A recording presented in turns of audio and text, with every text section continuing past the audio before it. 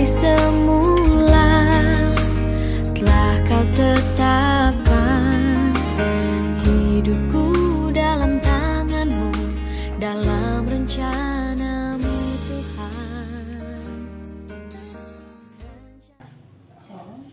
Sebelum memulai kegiatan PA kita, ada baiknya kita ibadah singkat. Kita bernyanyi, selidiki aku, 1, 2, 3 ya. Selidiki aku, lihat hatiku, apakah ku sungguh mengasihimu, Yesus, Kau yang Maha Tahu dan menilai hidupku, tak ada yang tersembunyi bagimu.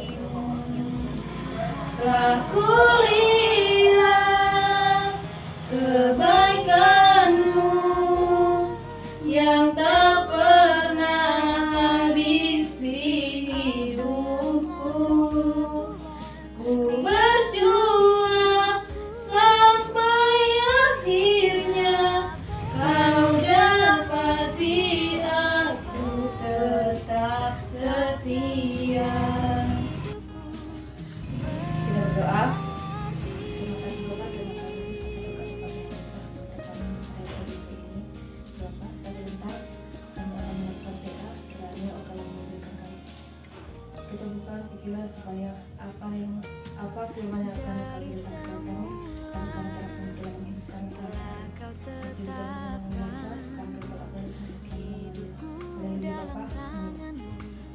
Firman Tuhan yang akan kita bahas pada PA kita pada pagi hari ini tertulis dalam Amsal 3 ayat 24 sampai 26. Kita akan membaca secara responsoria dimulai dari sini.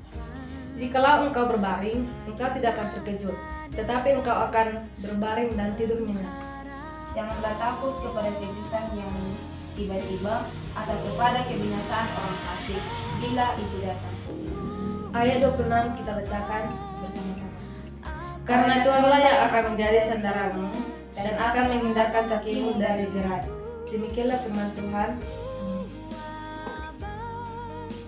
Materi kita pada pagi hari ini yang tertulis dalam Amsal 3 ayat 24 sampai 26. Kita akan membacakan topik pentingnya, yaitu janganlah takut kepada kejutan yang tiba-tiba atau kepada kebinasaan orang fasik bila ia datang.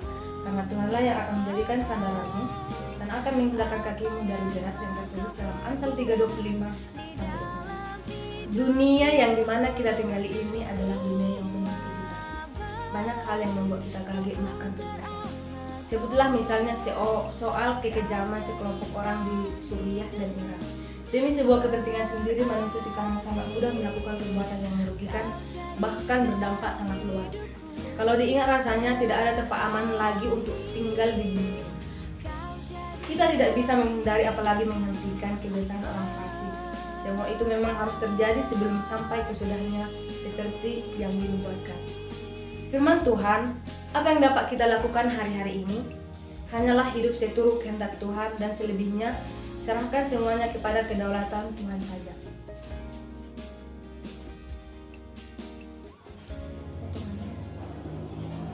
Di dalam kedaulatannya, Tuhan memerintahkan dan mengatur segala sesuatu menurut segala kehendaknya, dan salah satu kehendaknya adalah menghindarkan kita dari jerat orang fasik.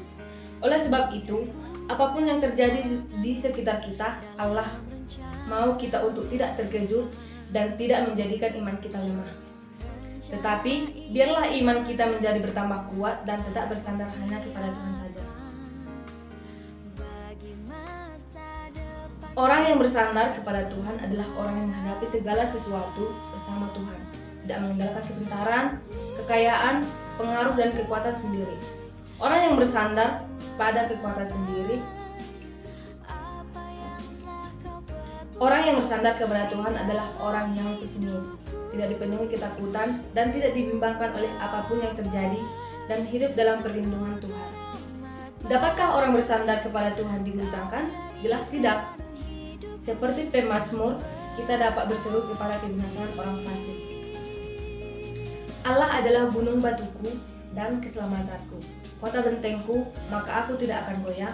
Tertulis dalam Mazmur 62 ayat 7. Apakah Anda mengidap insomnia atau sindroma sulit tidur? Tidak. Di Amerika Serikat, menurut laporan Time, belakangan semakin berkembang berbagai kesempatan bisnis berhubungan dengan insomnia. Diperkirakan pada tahun 2012, saat perekonomian mereka lesu bisnis tidur, ini meraup pendapatan lebih dari 32 miliar dolar. Terus naik dari tahun-tahun sebelumnya. Mulai dari obat-obatan, tempat tidur, healing terapi, sampai konsultan. Bisnis ini menawarkan berbagai kebutuhan bagi mereka yang mengalami kesulitan tidur. Sulit tidur memang merepotkan dan dapat menguras biaya ekstra, namun kita yang bisa tidur lelap hari demi hari biasanya menganggap kenyamanan itu sebagai perkara yang memang seharusnya sudah begitu. Tidak sering kita memikirkan arti penting dan manfaat tidur. Menariknya, firman Allah cukup banyak membicarakan aktivitas ini dan kebanyakan menyortinya secara positif. Nas hari ini misalnya mengingatkan bahwa tidur nyenyak itu tidak lain suatu berkat dari Tuhan.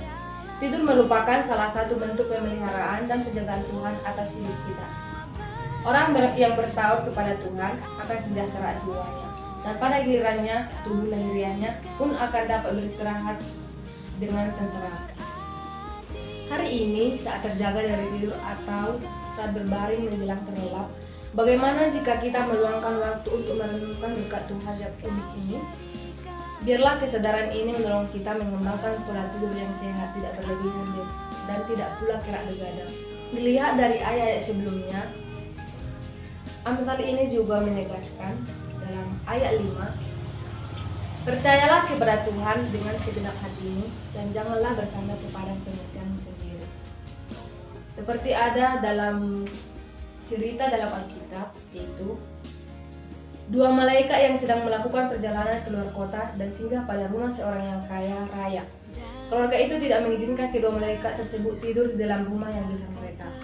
Sebagai gantinya, kedua malaikat itu diberi tempat di gudang bawah tanah yang dingin, kotor, tanpa pemanas. Ketika sedang menyiapkan tempat tidur mereka, malaikat yang lebih tua melihat sebuah lubang di dindingnya, lalu memperbaikinya. Ketika malaikat yang lebih muda bertanya, malaikat yang tua itu menjawab, "Kelak kau akan tahu." Apa maksudnya itu? Malam berikutnya, kedua malaikat tersebut menginap di sebuah keluarga petani yang miskin, tetapi sangat ramah. Setelah berbagai makanan yang serba sedikit, pasangan petani tersebut mempersilahkan kedua malaikat tersebut tidur di tempat tidur mereka, sedangkan mereka sendiri tidur di lantai. Ketika matahari muncul di ufuk timur keesokan paginya, mereka menemukan pasangan petani tersebut sedang menangis sedih. Ternyata, sapi yang merupakan satu-satunya sumber kehidupan mereka, yang memberikan susu setiap pagi, tergeletak mati di pinggir ladang mereka. Malaikat muda menjadi marah kepada malaikat tua. "Mengapa engkau tega melakukan semua ini? Kemarin kita menginap di rumah seorang kaya raya, kita dibiarkan tidur di gudang yang kotor dan dingin. Tetapi kamu masih membantu mereka dengan memperbaiki dunia yang bolong. Malam ini kita menginap di rumah seorang petani miskin yang begitu ramah dan mau berbagi. Tetapi apa yang kamu lakukan? Kamu biarkan sapi yang merupakan satu-satunya sumber hidup mereka mati." Malaikat tua menjawab singkat, "Kau akan mengerti." Ketika malaikat muda mendesak untuk menjelaskan, malaikat tua berkata, "Waktu kita menginap di tempat orang kaya kemarin, aku melihat sebuah lubang di dinding. Di dalamnya ada kepingan emas. Tapi karena orang kaya tersebut sangat tamak, tidak mau berbagi dan tidak ramah kepada orang lain, maka dinding tersebut kututup. Biar mereka tidak tahu dan tidak dapat mengambil emas tersebut. Lalu malam ini, ketika kita tidur di ranjang Pak Tani dan mereka mengalah tidur di lantai, mereka mau datang hendak mengambil istri petani itu, tetapi aku belokkan dan sebagai gantinya, malaikat maut itu mengambil sapi Pak Tani."